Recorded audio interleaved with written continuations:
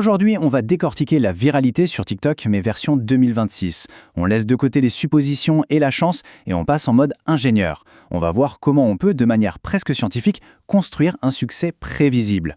Ah, la fameuse question, celle qui hante des milliers de créateurs. Pourquoi mes vidéos ne dépassent pas les 200 vues ? On a tous connu ça, ce plafond de verre super frustrant. On passe des heures sur une vidéo, on y met toute son énergie et paf, rien. Le calme plat. Eh bien, la première chose à vraiment intégrer, c'est que le coupable, ce n'est pas l'algorithme, c'est la stratégie. En 2026, l'époque où on postait en priant pour que ça marche, c'est terminé. Faut vraiment changer de mentalité. Passer du joueur de loto à l'architecte, celui qui construit sa viralité brique par brique. Alors, avant de construire, il faut faire un peu de ménage dans les vieilles idées. Premièrement, les hashtags magiques, on oublie.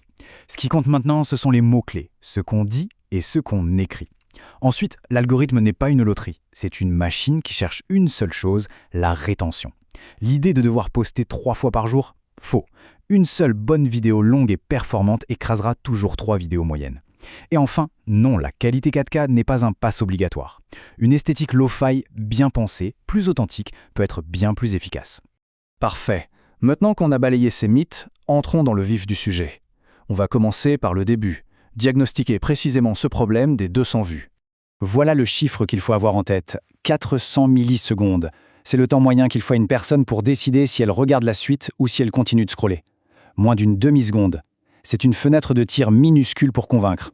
Et pour remporter cette bataille de 400 millisecondes, il y a un concept clé à maîtriser, l'interruption de schéma, ou le pattern interrupt. Qu'est-ce que c'est ? C'est simplement une rupture, visuelle ou sonore, qui sort le cerveau de son mode de défilement automatique. Sans ça, la vidéo est trop prévisible et le pousse à déjà scroller avant même que l'histoire commence.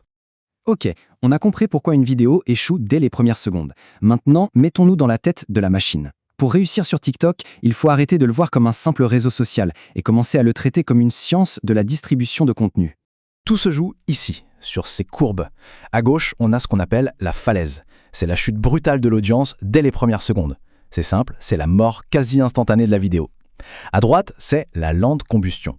Le déclin est beaucoup plus doux, progressif. Et ça, c'est le signal que l'algorithme attend. C'est le signe d'un contenu de qualité qui va être poussé. Au final, le temps de visionnage, c'est la métrique reine. Mais comment l'algorithme décide de pousser ou non ? En fait, il traite chaque vidéo comme un test produit. Il la présente à un petit échantillon de 100 à 500 personnes et il analyse les données, froidement. Taux de complétion, partage, commentaires. Si les chiffres sont bons, alors il ouvre les vannes et la distribue massivement. Et le point le plus important à retenir, c'est que le nombre d'abonnés ne change presque rien à cette étape. C'est la performance pure qui prime. Bon, on arrive maintenant au cœur du réacteur, le plan de la vidéo virale. C'est le fameux plan de l'architecte dont on parlait au début, la formule qu'on peut appliquer encore et encore. Et ce modèle, il est presque mathématique, en 5 étapes. Premièrement, l'accroche, il faut saisir l'attention immédiatement. Deuxièmement, le problème, on énonce un point de douleur que les gens connaissent bien. Troisièmement, la solution, on apporte une réponse claire, concrète. Quatrièmement, le twist, c'est l'élément surprise pour maintenir l'intérêt jusqu'à la fin. Et enfin, le CTA, l'appel à l'action, pour dire aux gens quoi faire ensuite. Arrêtons-nous une seconde sur ce twist. C'est un élément super puissant. Juste au moment où on sent que la tension pourrait baisser, vers la fin de la vidéo, on lance une phrase comme « Mais attention, 90% des gens font cette erreur précise ». Et là, bam, on réactive la curiosité d'un coup. C'est une technique géniale pour que les gens restent jusqu'à la toute dernière seconde. Avoir le plan d'une vidéo, c'est génial. Mais pour être constant, il faut un système pour trouver les idées. On passe donc de la structure d'une vidéo à un système complet de génération d'idées. C'est la différence entre l'amateur qui attend l'inspiration et le stratège qui la provoque. Et comment on la provoque, cette inspiration ? Avec une approche qu'on peut appeler Search First. Il y a 3 méthodes principales. D'abord, l'analyse des commentaires, le comment mining. On va chercher dans les commentaires des concurrents les questions que les gens se posent et qui restent sans réponse. Ensuite, le SEO de la barre de recherche. On utilise des suggestions automatiques de TikTok pour voir ce que les gens cherchent vraiment. Et enfin, la greffe de tendance, le trend grafting. On prend la structure d'une vidéo qui a cartonné dans une autre niche et on l'adapte à son propre sujet. C'est de l'ingénierie, pas de la magie. Parlons chiffres. Concrètement, quels sont les objectifs à atteindre pour que l'algorithme s'intéresse à nous ? Pour une vidéo courte, environ 15 secondes, il faut viser un taux de complétion d'au moins 35%.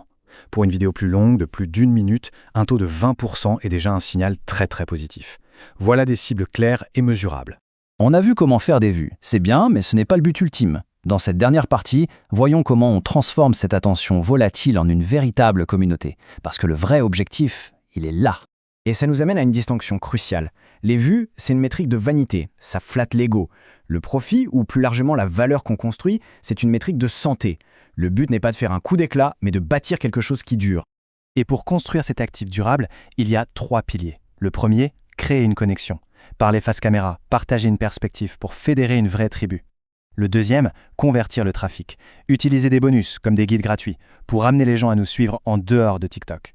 Et le troisième, devenir un créateur hybride, c'est-à-dire maîtriser à la fois l'art de la viralité et le SEO de la plateforme pour assurer une stabilité sur le long terme.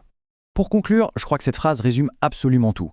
La viralité offre la porte, mais seule la valeur permet de garder la clé. Obtenir l'attention, c'est la première étape, mais c'est la substance qu'on apporte qui fait que les gens restent.